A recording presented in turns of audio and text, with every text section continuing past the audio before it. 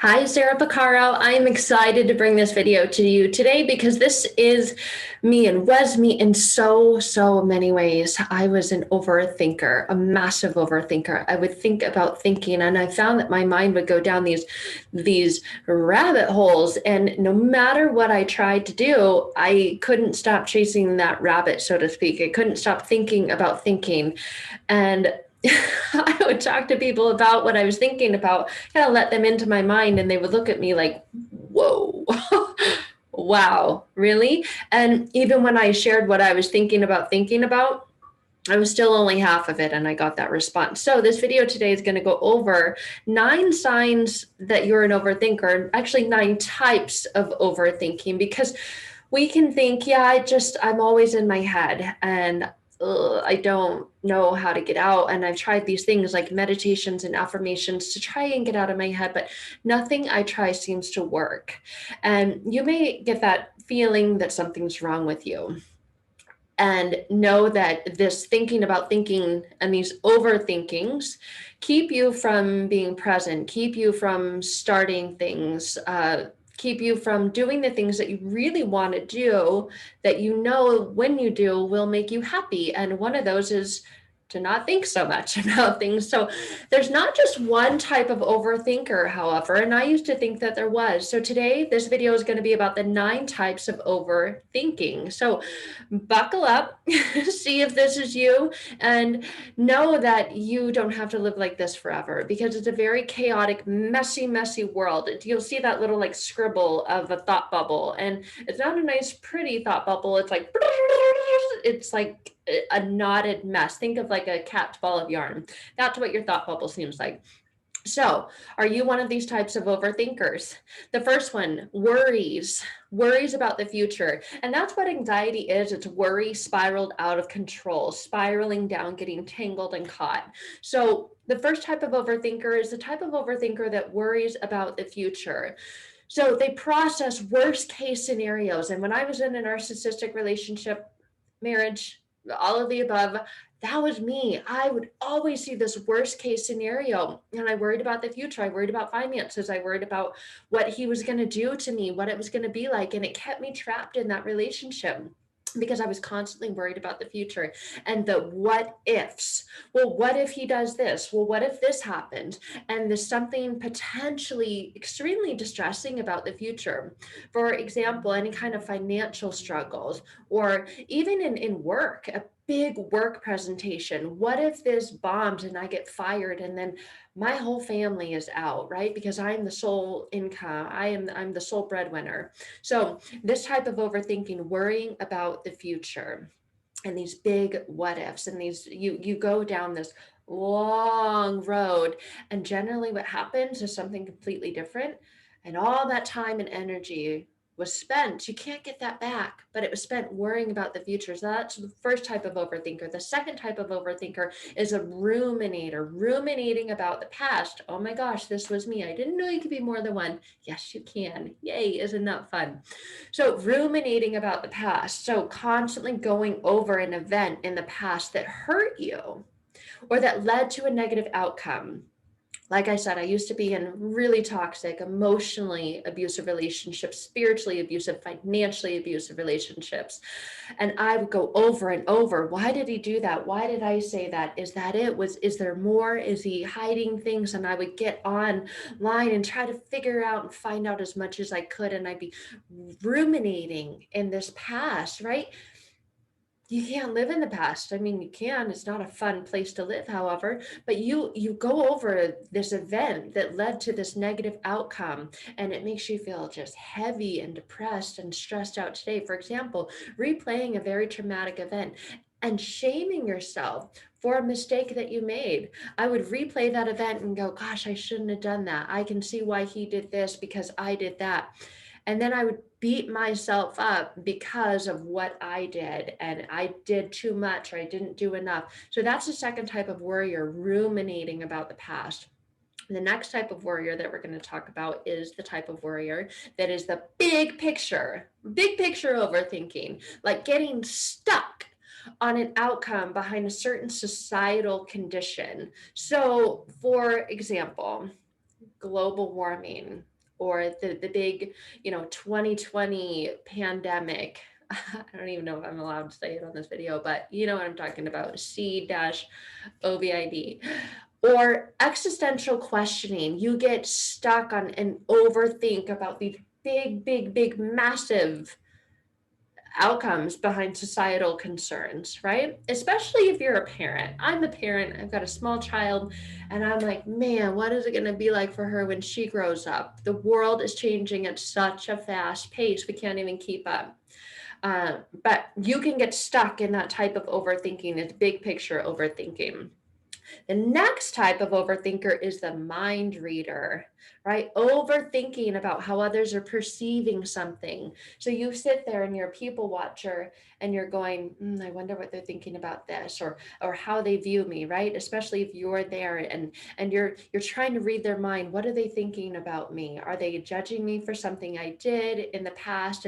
And this type of overthinker finds it really difficult to trust or get close to people. This type of overthinker will have walls up, and this used to be me as well, still is me at times. It just depends on the situation. But you try to read people's minds, right? If they found out about my ex, are they going to be terrified and not want to be close to me because my ex was a sociopath, psychopath? And the more I told them about my journey and my past experiences, I could feel that they would, aren't you scared that he's going to do this or do that? So I would worry about what they thought about me and try to read their minds. Do they notice this imperfection that I'm trying to hide? And you'll notice within you, you feel this anxiety, this pressure, this buildup, because you're trying to read their mind and wonder what they're thinking about you, if they're judging you, especially when you tell them about yourself and you kind of let that curtain down or like unveil, who you are when you're trying to get close to people. You'll notice that you are constantly thinking about what they may be thinking about. You're trying to read their mind. So that is another type of overthinker. The next type of overthinker is indecisive, very indecisive. The type of overthinker that overthinks the outcome of a relatively small decision. Like, for example, what you want to wear. You're getting ready and you're going to go to just something simple like lunch or dinner with some friends. And, well, what are you going to wear? Well, I don't know, what type of place is it? Should I wear this or these shoes go or these shoes? And you're always looking for something outside yourself. Like you would maybe take a picture of your outfit and send it to your friend. And what do you think about this? Or how should I do my hair? What toothpaste should I buy? Do you like fluoride or non-fluoride? I mean, I read this study recently and it said that, fluoride is toxic, and like, whoa, it's toothpaste. Buy whatever toothpaste you like. But this indecisive overthinker, these small decisions like what to wear with, going out to lunch with your friends, or what toothpaste to buy, small things, like seemingly insignificant things, you think and think and think about the outcome of this relatively small decision if you're an indecisive overthinker. The next type of overthinker is the type of overthinker that overreads into things. So analyzing something that objectively doesn't justify that much consideration. So, for example, if you fixate on the meaning behind a surface level comment for days after it's said, and that's the only thing that you caught and the only thing that you hold on to from that whole entire experience, maybe you spent a couple of hours with this person and you guys went and did something fun, and they said this one comment, and you think, I don't know. And you fixate on the meaning. What did they mean by that? And then maybe you call someone and, hey, I hung out with so-and-so. It's a really, really good time. But they said that. What do you think they meant when they said that? So you're overread into things. And if you were to go back and even ask that person, they'd probably not even remember saying it or go, oh, I didn't. I say that to everyone. It didn't mean anything, but you overread into things and you get stuck in that loop. That's another type of overthinker. Next type of overthinker is the hopelessness overthinker. You get stuck in unproductive, negative thought loops about a circumstance. So, for example, I can't do this. There's no point in even trying. Things will never get better. Say, for example, your goal is to reduce weight. Never say lose weight because the mind associates pain with loss. So if you say, I'm trying to lose weight, your mind goes, that's going to hurt. Let me give it back to you. Let me help you gain it. So you're saying I can't lose weight, right? I can't reduce weight. I can't slim. I can't tone. There's no point in trying. You go to a restaurant and whoa, that croissant, that little scone is calling your name, and you're like, screw this diet. Things are never gonna, I'm never gonna lose the weight. I might as well. Yeah, I'll take that. I can't do this diet. This is unrealistic. Are you kidding me? This is dumb. There's no point in even trying. I tried in the past, and I did lose it, and then I just gained it all right back, 3 months later. So the hopelessness overthinker. And then there's the worthlessness overthinker. The worthlessness overthinker, again, gets stuck in unproductive negative loop patterns and thoughts about yourself. For example, that thought you get stuck in is like, I'm such a burden. Ugh, I hate my body. Or maybe you're going to school, right? I have a lot of clients that I work with, they want to better themselves. So they go to school later on in life and they think, who am I?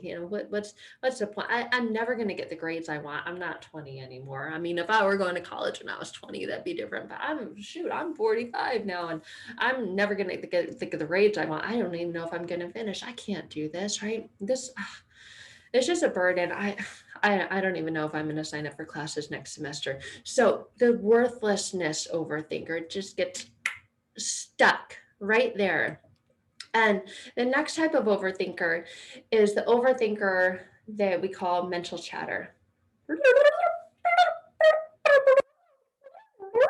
And it's like, whoa, where are all these voices coming from? This mental chatter that you're constantly hearing and the generalized thoughts in the background. It's kind of like right here in the background that are passive in nature. They're not right here in your face. They're kind of just back here, but they distract you from being in the present moment. And you're like, no, I'm here. I'm with you. And you're like, ugh.